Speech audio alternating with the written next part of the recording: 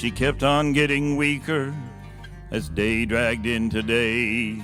The doctors gave no hope for her, she seemed to fade away. My hours were filled with constant dread. Time became a knife that slowly and relentlessly cut the cord of life. There was a teacher in the region then.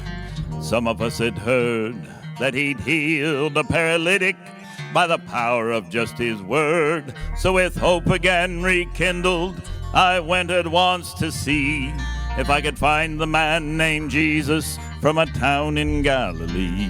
I began to search the city.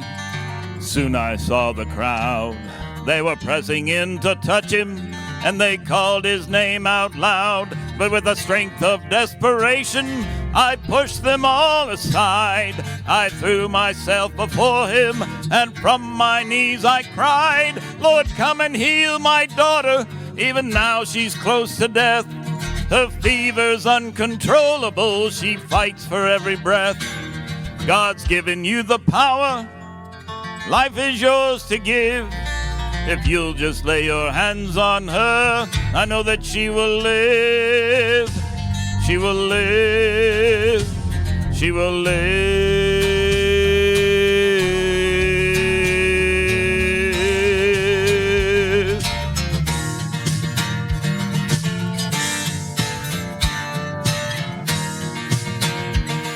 He'd just begun to go with me when a face I saw with fear came toward me with the news I knew I didn't want to hear. And although I tried to steel myself, I trembled when he said, why bother the teacher anymore? Your little girl is dead. Then Jesus touched my shoulder and he told me not to grieve. The trembling stopped as he looked at me and said, only believe. And then he sent the crowds away except his closest men. They followed right behind us as we started off again.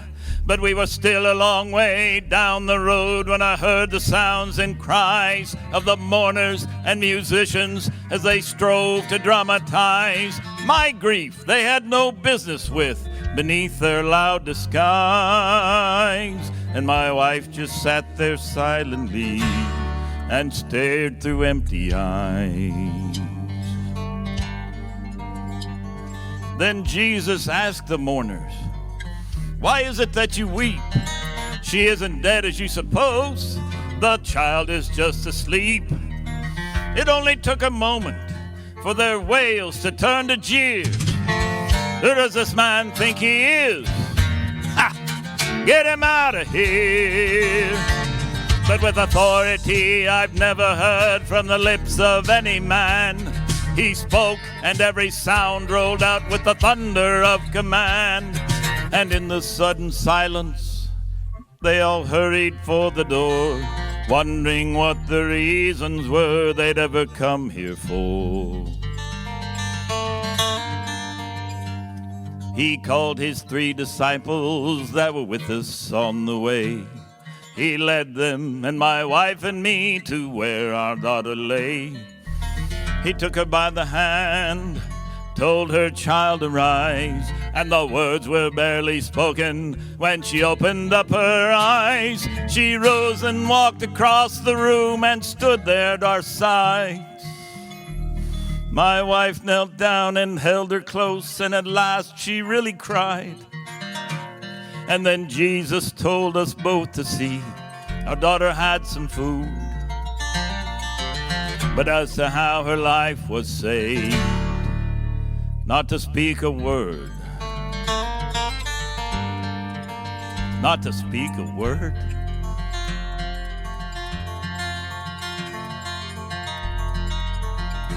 But I gotta tell somebody. I gotta tell somebody. I gotta tell somebody. I gotta tell somebody. I gotta tell somebody. I gotta tell somebody. Gotta tell somebody what Jesus did for me. I gotta tell somebody. Gotta tell somebody what Jesus did for me. I gotta tell somebody. Gotta tell somebody what Jesus did for me. I gotta tell somebody. Gotta tell somebody what Jesus did for me. Woo!